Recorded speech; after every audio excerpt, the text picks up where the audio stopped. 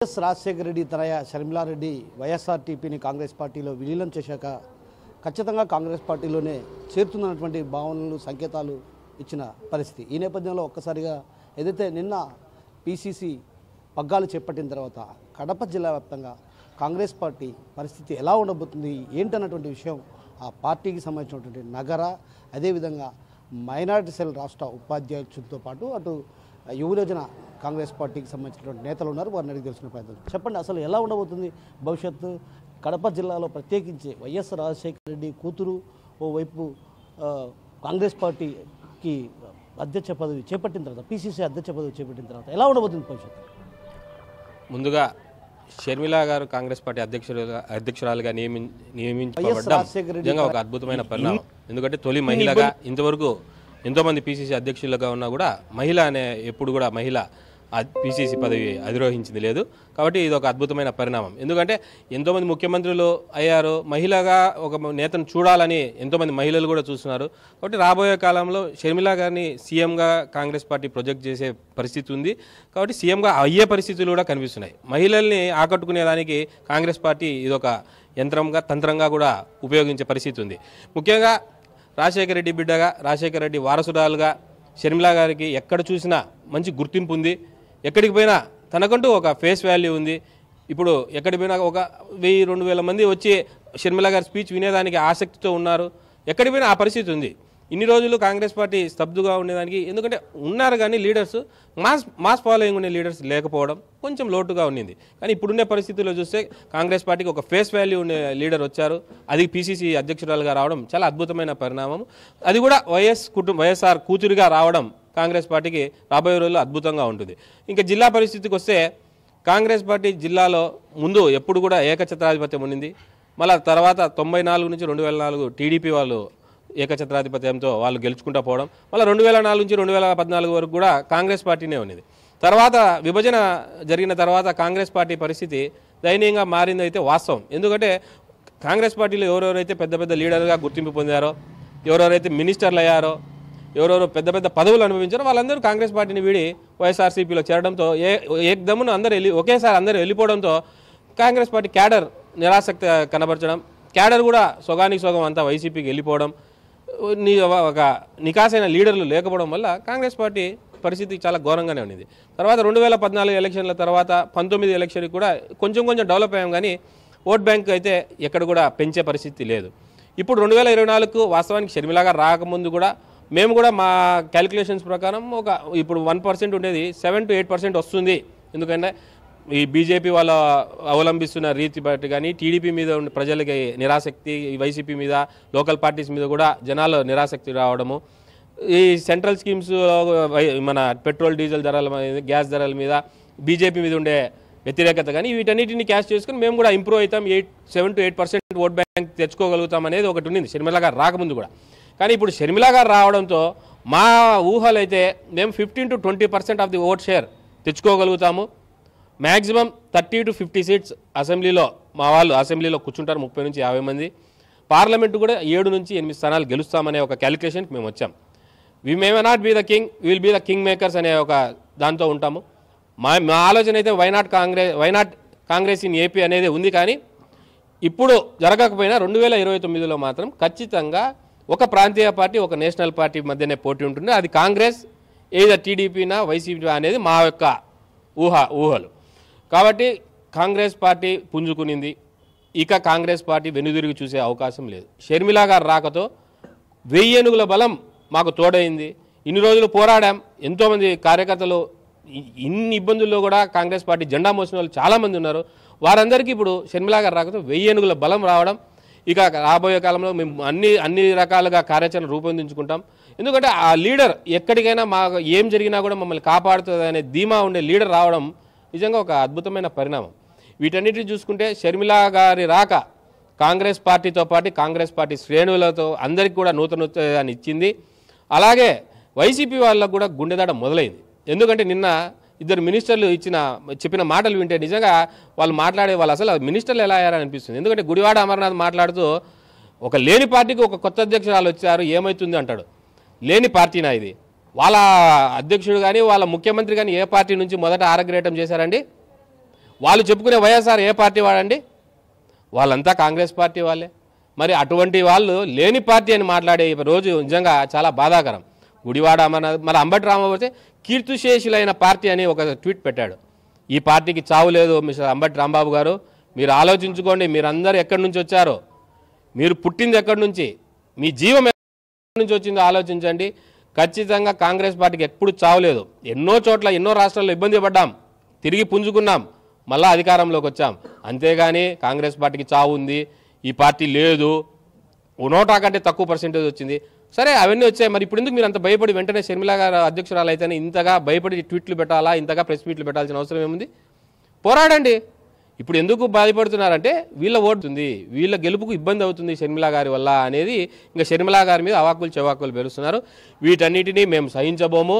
ఇక టీడీపీ వారు వైసీపీ వారిని ధీటుగా ఢీ కొన్నారో లేదో తెలియదు, కానీ రాబోయే కాలంలో వైసీపీని ఢీ కొట్టేది మాత్రం కాంగ్రెస్ పార్టీ ధీటుగా ఢీ కొడుతుంది. ఎక్కడికి కూడా తగ్గేదైతే ఉండదండి.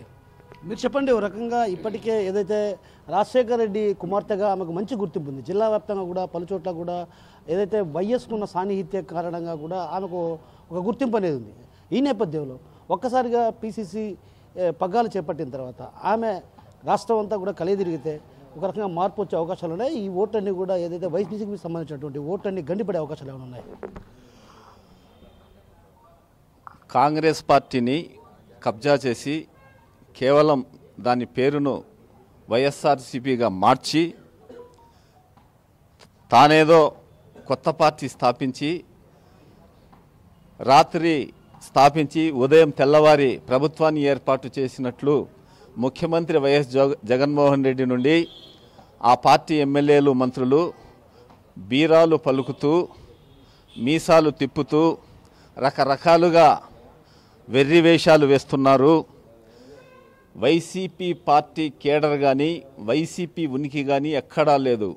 కేవలం అక్కడ ఉన్నదంతా కాంగ్రెస్ పార్టీ నాయకులు, కాంగ్రెస్ పార్టీ కేడర్. కాంగ్రెస్ పార్టీపై దురాక్రమణ చేశారు ముఖ్యమంత్రి వైఎస్ జగన్మోహన్ రెడ్డి. కాబట్టి ఆ కాంగ్రెస్ పార్టీ కేడర్ ఎక్కడికి పోలేదు. కాంగ్రెస్ పార్టీ కేడర్ తిరిగి తమ మాతృ పార్టీకి కాంగ్రెస్ పార్టీకి తిరిగి వస్తారు. ఇది ఇలా ఉంటే కాంగ్రెస్ పార్టీలో రాష్ట్రంలో వైఎస్ బ్రాండ్ దాదాపు 30 సంవత్సరాలు ఒక వెలుగు వెలిగింది. దీనికి ప్రధాన కారణం పులివెందుల ఎమ్మెల్యేగా, కడప ఎంపీగా వైఎస్ రాజశేఖర్ రెడ్డి తిరుగులేని అత్యంత ప్రజాదరణ కలిగిన నాయకుడిగా వెలుగొందారు. కాంగ్రెస్ పార్టీ కోసం ఆయన అహర్నిశలు శ్రమించారు. తన జీవితాన్ని కూడా పణంగా పెట్టి ఎన్నో ఒడిదుడుకులు ఎదుర్కొని ఆర్థిక ఇబ్బందులను కూడా అధిగమించి ఎన్నో సవాళ్లను అధిగమించి కాంగ్రెస్ పార్టీని తిరిగి అధికారంలోకి తీసుకువచ్చిన మహానేత, తిరుగులేని నాయకుడు దివంగత ముఖ్యమంత్రి వైఎస్ రాజశేఖర రెడ్డి గారు. అలాంటి వైఎస్ రాజశేఖర రెడ్డి కుటుంబం నుండి వైఎస్ రాజశేఖర రెడ్డి గారి తనయగా నిజమైన వారసురాలి షర్మిల గారు తిరిగి కాంగ్రెస్ పార్టీలోకి రావడం, కాంగ్రెస్ పార్టీ సారథ్య బాధ్యతలను, రాష్ట్ర అధ్యక్షురాలి బాధ్యతలను చేపట్టడం చాలా శుభపరిణామం. కాంగ్రెస్ పార్టీ నాయకులుగా కాంగ్రెస్ పార్టీ శ్రేణులందరూ, కార్యకర్తలందరూ చాలా సంతోషపడుతున్నారు. మేము మనస్ఫూర్తిగా ఆమెను ఆహ్వానిస్తున్నాం. ఆమె నాయకత్వంలో కాంగ్రెస్ పార్టీ పునర్వైభవం సంప్రాప్తిస్తుందని మేము ఆశిస్తున్నాం. ఎల్లవేళలా రాష్ట్రంలోని ప్రతి నాయకుడు, ప్రతి కార్యకర్త ఆమె వెంట నడుస్తాడు. ఇంకో ఆమె రాకతోనే ఒక మంచి రికార్డు నెలకొల్పారు. ఇప్పటి వరకు ఆంధ్రప్రదేశ్ ఉమ్మడి రాష్ట్రంలో కానీ, విభాజిత ఆంధ్రప్రదేశ్ రాష్ట్రంలో కానీ కాంగ్రెస్ పార్టీ అధ్యక్షురాలు ఎవరూ లేరు. కాబట్టి తొట్టతొలి మహిళా కాంగ్రెస్ రాష్ట్ర అధ్యక్షురాలిగా వైఎస్ షర్మిల గారు ఒక రికార్డు నెలకొల్పారు. ఆమె పట్ల కానీ, ఆమె నాయకత్వం పట్ల కానీ, కాంగ్రెస్ పార్టీ పట్ల కానీ వైసీపీ భయకంపితులవుతోంది. వైసీపీ నేతలు భయపడుతున్నారు. జగన్మోహన్ రెడ్డి నుండి ఎమ్మెల్యేల నుండి మంత్రుల నుండి నాయకులు చాలా భయపడుతున్నారు. కాంగ్రెస్ పార్టీ తిరిగి లేస్తే మాకు పుట్టగతులు ఉండవు, మా ప్రభుత్వం తిరిగి రాదు, మా పార్టీకి ఉనికి కోల్పోతుందనే భయం వారిని విచిత్ర వేషాలు వేయించేస్తుంది, తిక్కతిక్కగా మాట్లాడుతున్నారు. ఇది నిజం. రాబోయే 2024 ఎన్నికల్లో వైఎస్ షర్మిల పిసిసి ప్రెసిడెంట్ గారి ఆధ్వర్యంలో మేము తిరిగి అధికార పీఠం ఎక్కుతాం. ఎంపీలు ఎమ్మెల్యేలు అత్యధిక స్థానాల్లో గెలుపొంది ఈ రాష్ట్రంలో తిరుగులేని నాయకత్వం ఆమె ద్వారా సాధించి రాష్ట్ర శాసనసభలో ప్రభుత్వ ఏర్పాటులో కీలక పాత్ర పోషిస్తాం. ఇది నిజం. అంటే ఓ రకంగా వైసీపీకి సంబంధించి ఆయన ఏదైతే షర్మిలకు అన్న, అదేవిధంగా కాంగ్రెస్ పార్టీ పగ్గాలను తీసుకున్నటువంటిది షర్మిలారెడ్డి, వీళ్ళిద్దరి మధ్య ఒక రకంగా తీసుకుంటే కన్నా వైఎస్ ఆశయాల సాధన కోసం షర్మిల పనిచేసే అవకాశాలు ఉన్నాయా, లేకుంటే వైఎస్ జగన్మోహన్ రెడ్డి ఇప్పటికే పాలన చూశారు, ఎలా చూడొచ్చు? రాజశేఖర్ రెడ్డి నిజమైన వారసురాలు వైఎస్ షర్మిల గారు మాత్రమే. రాహుల్ గాంధీని ప్రధానమంత్రి చేయాలా అని చనిపోయే నాటికి చివరి క్షణాల వరకు రాజశేఖర్ రెడ్డి బాహాటంగా బహిరంగ సభల్లో మీడియా ఎదుట ప్రజలకు, కార్యకర్తలకు, నాయకులకు బహిరంగంగా చెప్తూ వచ్చారు. రాజీవ్ గాంధీ తర్వాత రాహుల్ గాంధీ గారిని ప్రధానమంత్రిగా, ఈ దేశ ప్రధానిగా తాను చూడాలనుకుంటున్నాను, ఇందుకు నేను చివరి శ్వాస వరకు పనిచేస్తాను అని చెప్పారు. కానీ తన తండ్రి వారసుడిగా జగన్మోహన్ రెడ్డి రాజకీయ ప్రవేశం చేశాడే కానీ తన తండ్రి లక్ష్యానికి సంబంధించి వారసుడు కాలేకపోయాడు. అయితే వైఎస్ షర్మిల గారు పిసిసి అధ్యక్షులు గారు తన తండ్రి వారసురాలిగా మాత్రమే కాకుండా తన తండ్రి ఆశయ సాధనకు కట్టుబడి కాంగ్రెస్ పార్టీలోకి వచ్చారు. పిసిసి ఇక చెరి రాజకీయాలు అనేవి ఉండవండి.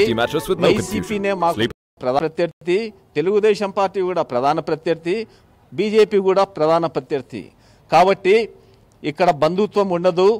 చాలా ఉన్నత స్థాయిలో సంప్రదాయబద్ధంగా కాంగ్రెస్ పార్టీ రాష్ట్రంలో పిసిసి అధ్యక్షురాలు వైఎస్ షర్మిల గారి ఆధ్వర్యంలో, నేతృత్వంలో విజయదుందుభి మోగిస్తుంది. అన్నా చెల్లి అనే రాజకీయాలు కానీ, లోపాయికారి ఒప్పందాలు కానీ, ఎలాంటి సందేహాలు కానీ ఉండవు. ఇది కేవలం కల్పితాలు. వైసీపీ పార్టీ భయపడి సృష్టిస్తున్న ఒక దుష్ప్రచారమే కానీ ఇందులో ఎలాంటి నిజం లేదు.